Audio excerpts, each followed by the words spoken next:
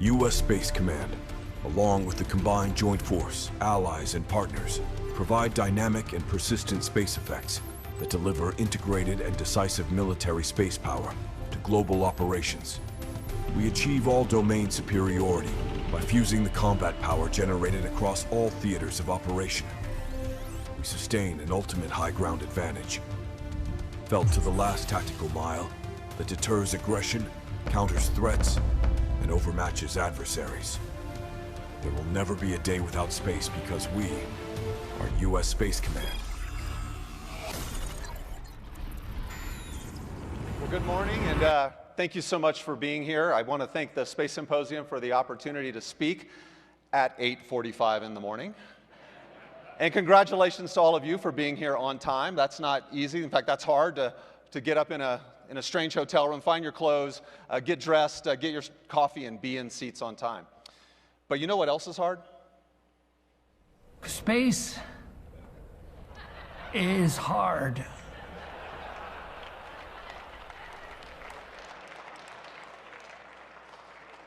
And yes, space is hard, but it's also incredibly important and serious. Now, space was hard for humanity to get to. That only happened 66 and a half years ago within the lives of some of you in this room.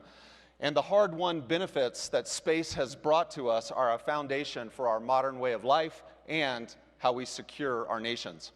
And what's on my mind today is how peace-loving people everywhere can win in space, in competition, in crisis, and in conflict. As President John F. Kennedy said, we want to see space governed by a banner of peace and freedom. Now, sometimes we military space professionals forget our history and we kind of act like space has only recently become an arena for great power competition. But in reality, space was birthed in great power competition. In 1957, the Soviet Union won the opening chapters of the space race when they launched the first object, Sputnik, the first animal, the first man, and the first woman. And that created a crisis of confidence, certainly here in the United States. Now, ultimately, the United States won that space race when Neil Armstrong walked out on the lunar surface in 1969. But throughout the Cold War, we saw countries like the United States and Soviet Union go to space for strategic advantage. And we even saw the development of capabilities to hold at risk other space systems, and we saw the development of the first military space commands in the 1980s, in fact, right here in Colorado Springs. Now, sometimes we think of Desert Storm as the first space war, not because Saddam Hussein took us on in space, but because for the first time we used space capabilities to enable a tactical battlefield and actually reduce the number of fatalities that were involved and speed up those conflicts. But since January of 2007, when the People's Republic of China conducted their hit-to-kill ASAT test that has left over 3,500 pieces of long-lived debris we're still having to deal with, we have seen both China and Russia continue to conduct irresponsible tests, demonstrating they have turned space into a warfighting domain. I can assure you that all of us at U.S. Space Command are closely watching our strategic competitors as an intelligence-led organization. Now, both the PRC and Russia have made rapid advancements in fielding capabilities which threaten the peaceful use of space. The People's Liberation Army has made their terrestrial forces space-enabled as well. And frankly, China is moving at a breathtaking speed. Since 2018, China has more than tripled their on-orbit intelligence, surveillance, and reconnaissance satellites. And with these systems, they've built a kill web over the Pacific Ocean to find, fix, track, and yes, target United States and allied military capabilities. And they've built a range of counterspace weapons, from reversible jamming all the way up to kinetic hit-to-kill, direct descent, and co-orbital ASATs. And in that same period, Russia has more than doubled their total number of satellites. Moscow's war with Ukraine has proven the indispensable role of space in modern conflict. On the opening day of Russia's invasion, they even did a cyber attack against a commercial SATCOM company, knocking off the air tens of thousands of SATCOM modems. And despite failing to achieve their war aims in Ukraine, Russia continues to invest in counterspace weapons. Russia appears more and more to be relying on asymmetric capabilities like space, cyber, and nuclear. Now, in 1950, 1957, before Sputnik was even launched, Major General Bernard Schriever of the United States Air Force presciently said, "In the long haul, our safety as a nation may depend upon achieving space superiority. Several decades from now, the key battles may not be sea battles or air battles, but space battles. And we should be spending a certain fraction of our national resources to ensure we do not lag in obtaining space superiority." But let me be crystal clear. Those of us in U.S. Space Command do not want a war to start in or extend into space. War in space is not inevitable. And in fact, it would be detrimental to the United States and our allies and our way of life. Americans, our allies, indeed all of humanity have become accustomed to the benefits that we derive from space. Communications, entertainment, precision agriculture, global timing. We don't even worry about where our teenage children are anymore because we can track them on their phones and we know they'll be able to get home to us using GPS. And while we've built the world's best space architectures, our current military space constellations are optimized for a benign environment. Now, despite this strong foundation, we have a lot of work to do to obtain the collective advantage we need to win in crisis and conflict. As Jeff said, at U.S. Space Command, we take our mission so seriously that we speak in terms of fulfilling our moral responsibilities. We must deliver space capabilities to the joint force, the nation, and our allies. They assume they will have access to those capabilities through all levels of conflict, despite whatever threats there may be, and they're sized accordingly. Number two, we must protect and defend our current constellations against the threats now arrayed against us, and we must protect our joint force from space-enabled attack of others. Now, to protect our national security interests in space, the Department of Defense leverages capabilities from across a whole series of stakeholders to deter aggression, and if deterrence fails, to prevail in conflict. Now, as a combatant command, the Unified Command Plan is an order from the President of the United States that lays out our 5 unique responsibilities. Space operations, that includes all the legacy missions we've done so long and so well: communications, position, navigation, and timing, missile warning, ISR, but it also includes protect and defend and human spaceflight support. Global Sensor Manager, we have the responsibility of integrating space domain awareness sensors, missile warning sensors, and missile defense sensors. Global SATCOM Operations Manager, managing satellite communications for the entire Department of Defense. Trans-regional missile defense planning and operational support, and then we are the Space Joint Force provider. Now, the UCP has also given U.S. Space Command what we call an astrographic area of responsibility. That starts 100 kilometers over our head and extends to infinity. These different responsibilities mean we are both a supporting command and a supported command. As a supporting command, we're only as successful as those we have to support each and every day. And as a supported command, we're responsible for conducting operations in our AOR and receiving support from others to be successful. So our job is to make sure we continue to support others and that we protect and defend ourselves in our AOR to do so. Now, to get after these Unified Command Plan responsibilities, we are pursuing 4 priorities. Number 1, prepare and posture. We must maximize combat readiness by 2027. All of us at U.S. Space Command are laser focused on improving all of our existing forces and capabilities so that we can stitch them together seamlessly when called upon. Now, sometimes this is referred to as closing the kill chain. Now, we're also working with capability providers to try to deliver as much new capability as we can within the next 3 years. Our second priority is countering threats. The threats we've been talking about for years are no longer theoretical possibilities. They are deployed in the domain and terrestrially, and many of them are now on combat duty in China and Russia. They hold at risk our modern way of life and how we defend this nation. And we must be able to deter and counter these threats when called upon to achieve space superiority. Our third priority is strengthen relationships. Relationships matter, and space is a team sport. No one country, command, service, agency, or department can do all that we have to do in space to be successful. And like the best teams, we are truly successful when we pursue outcomes over equities. At U.S. Space Command, we are committed to building a coalition of teammates to achieve a collective advantage, and we're committed to being great teammates ourselves. Now, it's often said that America's one of our greatest advantages is this system of allies and partners that we have around the world. Like-minded nations who share our values and interests in ensuring space remains safe, sustainable, secure. Now, Operation Olympic Defender is our named operation in space that today is conducted with 4 countries: the United States, Australia, Canada, and the United Kingdom. I am proud to announce today that we have invited 3 new allies to join Olympic Defender: Germany, France, and New Zealand. Our international allies and partners provide strategic and operational advantages. We share intelligence, we plan together, and we work to ensure that space is safe for all. And we're working to even improve our integration through improved command and control and planning to make sure that we get even better in the future. I've been proud to work alongside Germany, France, and New Zealand for many years, and I look forward to their consideration of our invitation for them to join Operation Olympic Defender.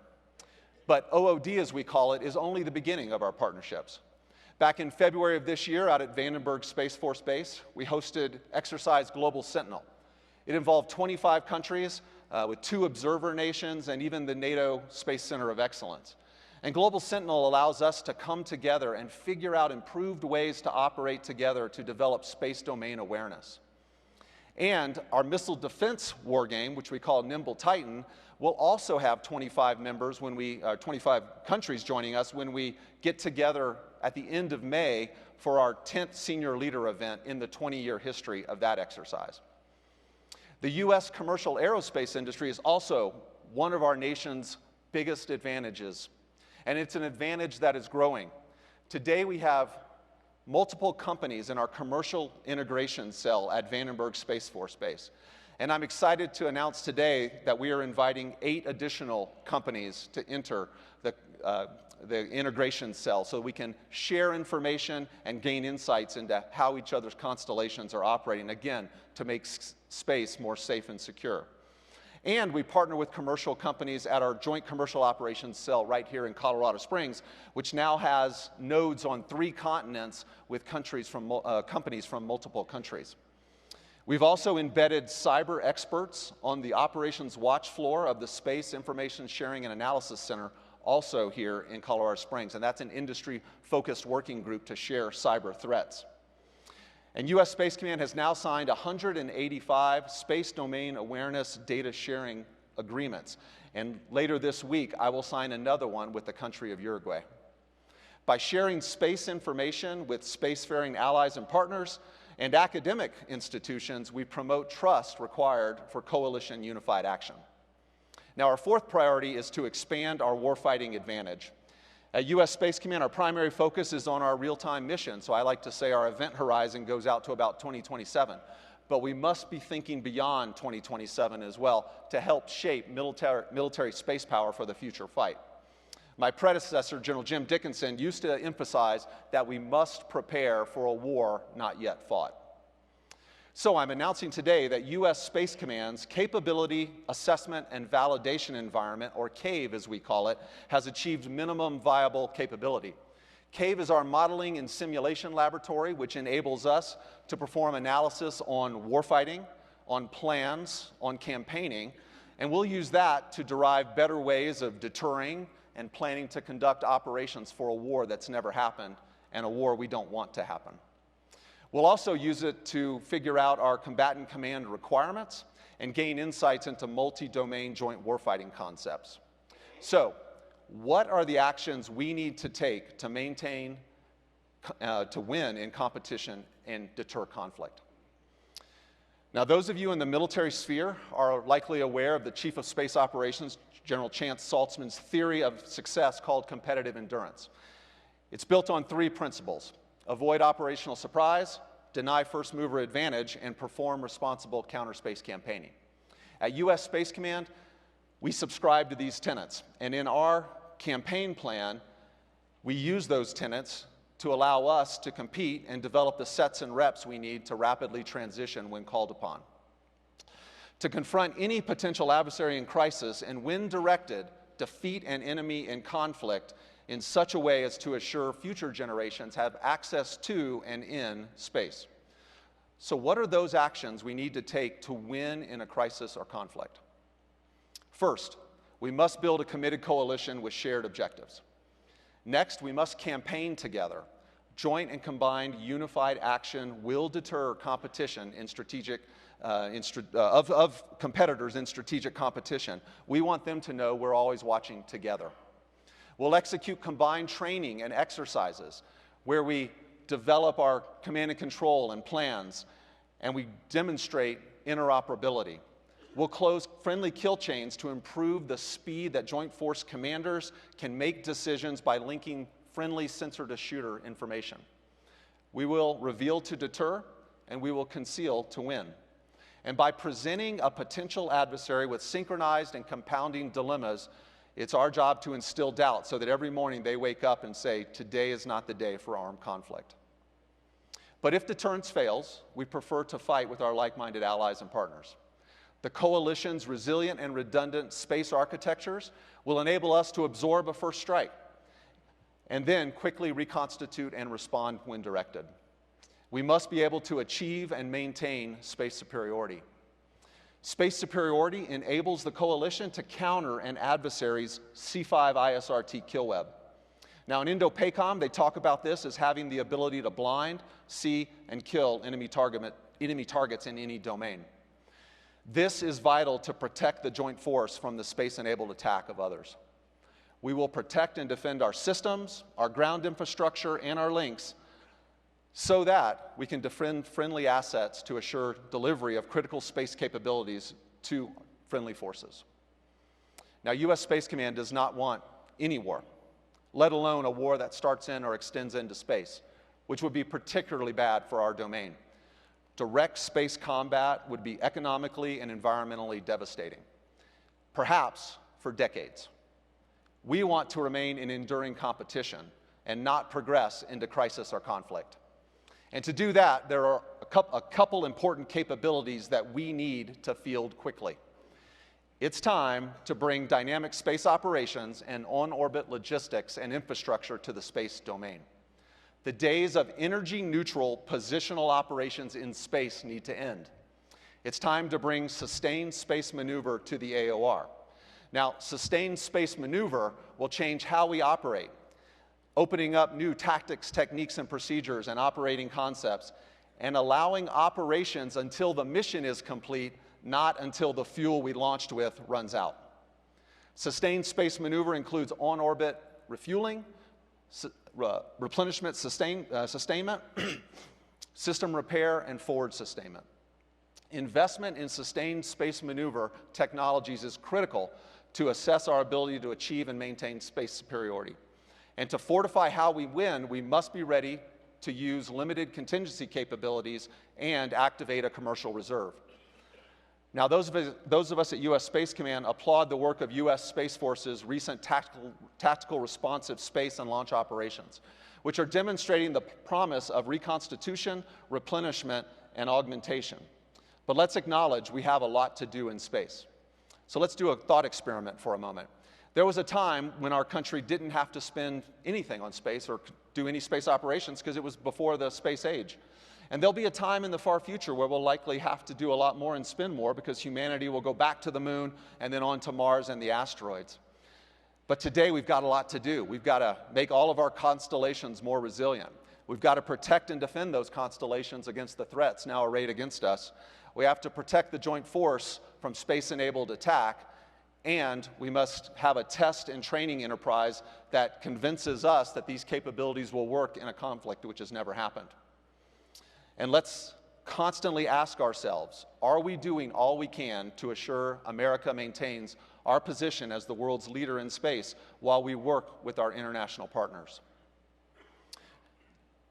Accordingly, I'm calling for a committed coalition of U.S. government stakeholders, allies and partners, commercial industry, and academic institutions. Such commitment must take bold action, and it starts with information sharing to increase trust and support our shared interests. Now, a prime example of this is the recent approval of the Department of Defense's new Space Security Classification Guidance Policy, But we must now diligently work to operationalize this new policy. If we don't change because of that policy, we are failing, and we need to do so quickly. We must continue to leverage our nation's lead in commercial space technology. Our commercial industry will deliver innovative, state-of-the-art capabilities. We have to modernize our legacy systems, ensure they all work together seamlessly, and deliver new capabilities by 2027 to counter the threats that we now see. Moreover, we must invest in capabilities which won't deliver until after 2027 to ensure we remain postured to be successful in space. Together, these necessary steps will ensure that all of us, as a team, win in competition and in conflict. Now, space is the final frontier, yet it extends as far as we can comprehend and is infinite in its possibilities. Just as NASA, through the Artemis Accords with 30 other countries, is taking humanity back to the moon in 2026, so we will work with a coalition of peace-loving nations to ensure space remains safe, sustainable, and secure for future generations. And if we do this, I'm confident that in my lifetime we will see humans on Mars. And in the lifetime of some of you younger than me in this audience, I think we'll see humanity permanently living out in the solar system, while here on terra firma we continue to live in peace while enjoying all the benefits space brings to us. So thank you, and let's all work together to ensure there is never a day without space.